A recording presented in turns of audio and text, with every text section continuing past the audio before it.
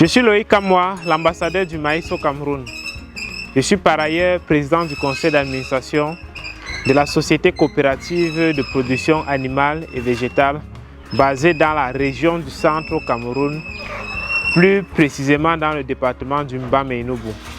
Donc nous sommes reconnus principalement pour le maïs, mais par ailleurs nous faisons aussi dans l'élevage de poulets et dans l'élevage des porcs. Et nous avons aussi une unité de production d'aliments pour bétail et volailles.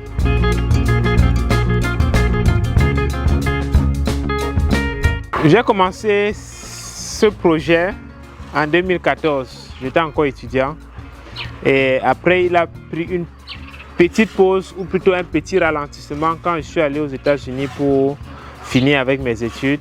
Mais une fois que j'ai fini, je suis rentré. Je n'ai même pas pris mon diplôme, ils m'ont expédié ça par DHL parce que je voulais rapidement rentrer, faire quelque chose de grand avec le maïs au Cameroun. Donc depuis lors, nous avons beaucoup avancé et aujourd'hui, je supervise plusieurs exploitations agricoles, parmi lesquelles la mienne, qui est sur une soixantaine d'hectares. Mais en coopérative, nous sommes sur pratiquement 110 hectares et nous faisons dans les cultures et élevage que j'ai cités en début de vidéo.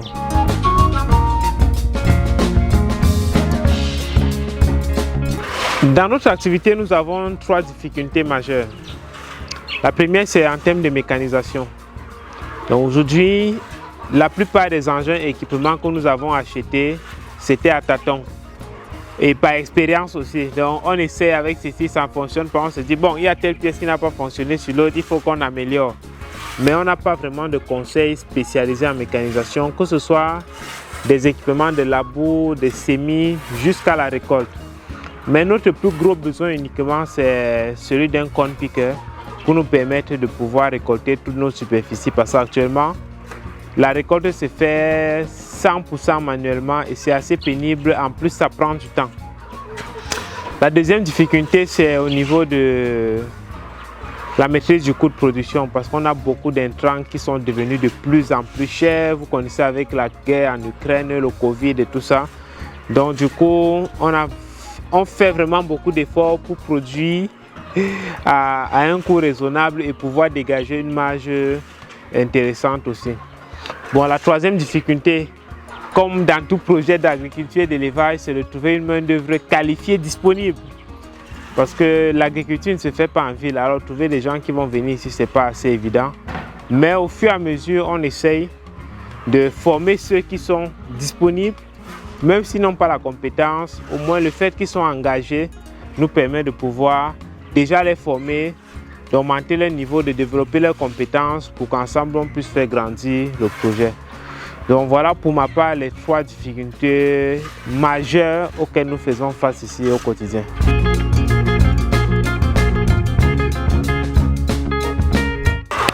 Ma meilleure surprise il y a de cela 2 ans, c'était la récolte abondante.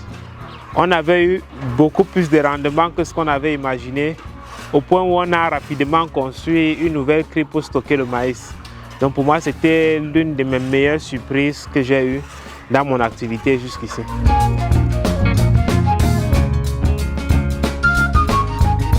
Passer de l'ambassadeur du maïs au roi du maïs au Cameroun, pourquoi pas en Afrique? Parce que la demande est comme ça, l'offre est tout petit et puis il faut qu'on essaie de produire pour nos clients, produire pour l'Afrique et pouvoir aussi avoir une chaîne de valeur qui va tout autour du maïs, donc provenderie, élevage de poulets, de porcs, et que ce ne soit pas une seule personne parce que nous voulons aussi accompagner les gens à se lancer. Donc nous sommes en train de faire pour que chaque personne au niveau du maillon où il se trouve puisse être un élément important, non seulement pour le développement de l'activité, mais aussi pour l'optimisation des coûts et des performances de chacun.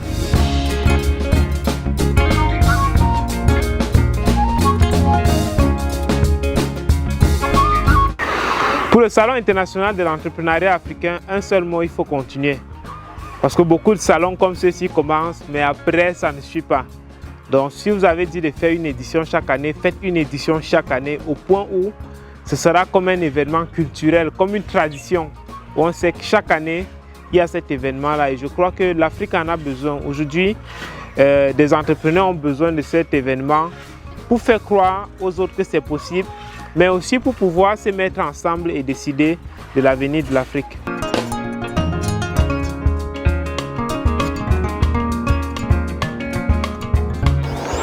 Tout ce que je demande, c'est qu'on passe à l'action, parce que trop parler, c'est maladie.